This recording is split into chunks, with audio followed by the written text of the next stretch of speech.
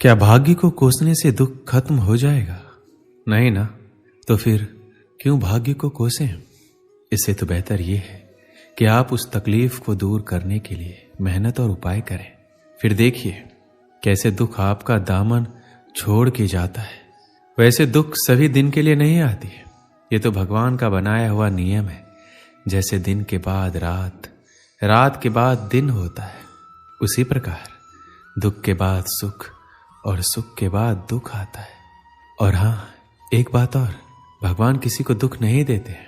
कोई भी बाप ये नहीं चाहेगा कि उसके बेटे को कोई तकलीफ हो।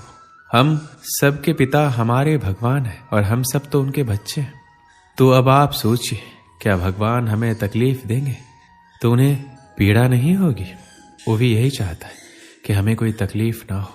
हम अपने जीवन में कुछ गलतियां कर बैठते हैं जिसके कारण हमें तकलीफ झेलनी पड़ती है। श्री कृष्ण कहते हैं, भाग्य को कोसने से बस एक बहाना मिलता है हमें अपनी जिम्मेदारियों से भागने का। इसे बंद कर देना चाहिए और अपनी जिम्मेदारियों को समझिए। जैसे कोई विद्यार्थी पढ़ने के समय में खेलता है, अपनी पढ़ाई से दूर भागता है। बाद में जब परीक्षा का परिणाम अच्छा नहीं आता तो वह भाग्य को कोसता है। आसान शब्दों में कहें तो मेहनती लोग भाग्य को कोसने के बजाय कड़ी मेहनत से सफलता हासिल करने में विश्वास रखते हैं। अपने दुख, तनाव या परेशानी के लिए अक्सर हम ही जिम्मेदार होते हैं। किसी काम को करते समय हमारी कोशिश में कमी की वजह से ही हमें तनाव होता है और हम दुखी हो जाते हैं। किसी भी काम को अंजाम देने के लिए 90% हमारी मेहनत या कोशिश का हाथ होता है, बाकी के 10% हमारे भाग्य का। इसलिए भाग्य को कोसने से पहले हमें यह सुनिश्चित कर लेना चाहिए कि कहीं हमारी कोशिश में कोई कमी तो नहीं रह गई, क्योंकि भाग्य को कोसने से कुछ भी नहीं होने वाला। उल्टा आपकी जो उस परेशानी को दूर करने की क्षमता है वो भी घट जाएगी, क्योंकि आपका दिमाग उस परेशानी का हल ढूंढने के बजाय अपनी किस्मत को कोसने में ही लगा रहेगा। और वास्तव में जो समस्या वास्तव में उतनी बड़ी नहीं है जिसका हल आप प्रयास करके निकाल सकते हैं, वह आपको असंभव सी प्रतीत होने लगेगी। अगर आज आप मेहनत कर रहे हो तो ऊंचाई पर चढ़ रहे हो, तो शायद भाग्य सुनहरा कलम से लिखा जा रहा है। लेकिन कल अगर अच्छा चल रहा है और ये सोचकर कर्म करना छोड़ दिया, हो सकता है भाग्य के कलम से ही स्याही खत्म हो ही जाए या फिर कलम ही टूट जाए।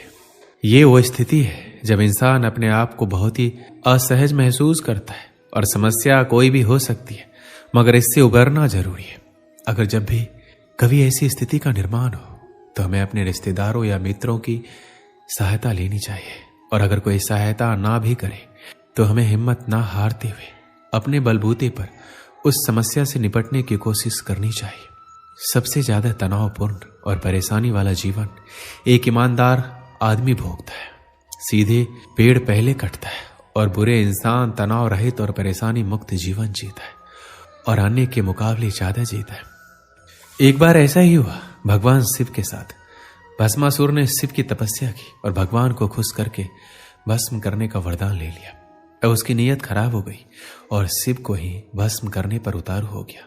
धरती के सबसे शक्तिशाली भगवान शिव के पीछे पीछे अब भस्मासुर भागने लगा और एक गुफा में घुस गया।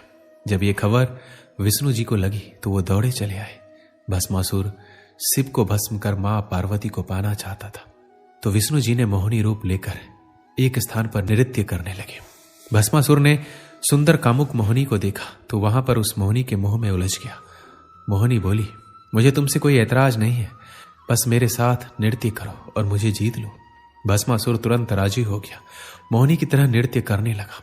मोहिनी की देखा देखी उसने भी अपने सर पर हाथ रख लिया और भगवान शिव के वरदान के अनुसार हुआ भस्म हो गया। इससे हमें यही पता चलता है कि शुभ चिंतक या मित्र चाहने वाले कोई तो होगा जो आपकी स्थिति को बदल देगा या भगवान भेज देगा। ऐसा बहुत बार हुआ है जब किसी अनजान शक्ति ने लोगों की सहायता की है। इसलिए आप हौसला ना खोएं, खुद पर विश्वास करें और मेहनत से पीछे ना हटें। सहारा तो रोशनी का बड़ा होता है अंधेरी रात में। भगवान पर भरोसा रखें और भाग्य को ना कोसें। जीवन में परेशानियां आना आम बात है, ये हमारे सोचे हुए चित्त की निशानी है। अगर आप स्वयं को जान जाते हैं तो कोई भी परेशानी आने की बात छोड़ो, आपको देख भी नहीं सकते।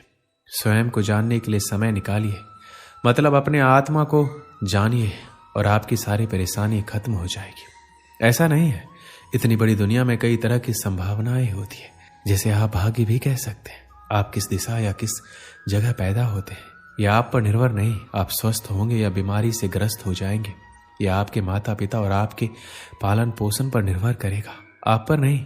आप गरीब पैदा होते हैं या अमीर, ये भी आप निर्धारित नहीं करते। जीवन संभावनाओं का बहुत ही बड़ा खेल है, लेकिन जैसे टॉस हारने मात्र से खेल में हार नहीं होती या टॉस जीत लेने से जीत सुनिश्चित नहीं होती, उसी प्रकार गरीब पैदा होने से आप नहीं हारते या अमीर होने का अर्थ यह नहीं कि आप सफल हो ही जाएंगे। अब आप पर निर्भर करेगा कि आप जीवन का खेल कैसे खेलेंगे। एक बार एक सेठ, जो कि जीवन भर सिर्फ और सिर्फ पैसा कमाने में लगा हुआ था, बीमार पड़ गया। जितनी भी दवा चिकित्सा की कुछ नहीं हुआ, तो फिर उन्हें उनके पत्नी एक साधु के पास ले गए। साधु उनको देखकर चिंतित हो गए। सेठ पूछे, क्या हुआ महाराज, कैसे ठीक होगी तबीयत? साधु बोले, आपका जीवन सिर्फ 6 महीने का है, उसके बाद मृत्यु योग है। इतना कठोर सत्य सुनकर सेठ और उनके परिवार वाले दुखी हो गए। सेठ तो खाना पीना ही छोड़ दिए। 2-3 दिन ऐसे उदास कर्म रहित रहने के बाद सेठ को पता नहीं क्यों एक अलग उत्साह जगा।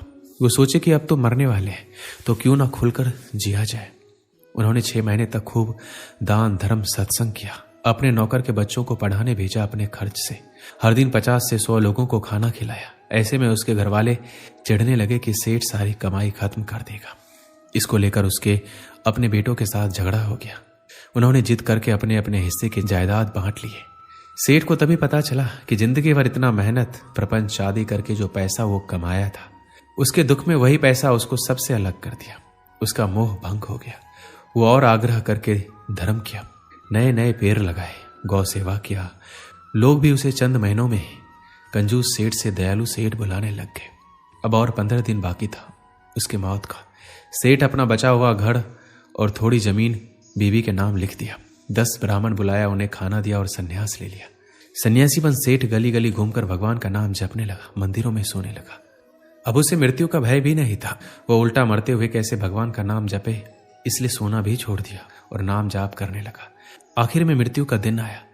सुबह ही सेठ नहा धोकर तपस्या में बैठ गया नदी किनारे। 1 दिन गया, 2 दिन गया, 3 दिन गया, मृत्यु नहीं हुई।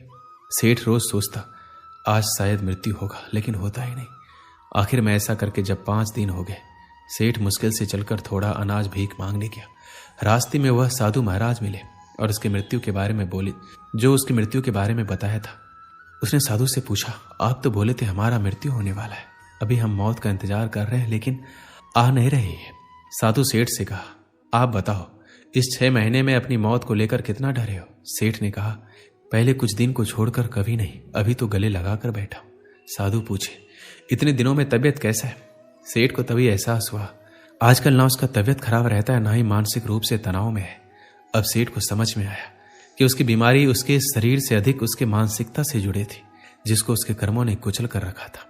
अब सेठ सहर्ष साधु का चरण स्पर्श किया और उनका शिष्य बनकर बाकी जिंदगी शांति से बिताया।